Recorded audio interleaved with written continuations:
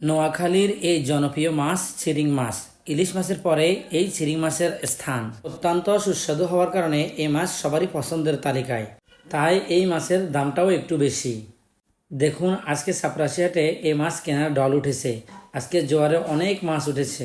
সাধারণত এই মাছগুলো 600 থেকে 1000 টাকা দাম পর্যন্ত হয়ে থাকে, কিন্তু আজকে অধিক মাছ পাওয়ার কারণে 250 টাকা থেকে 650 টাকা পর্যন্ত পাওয়া যাচ্ছে।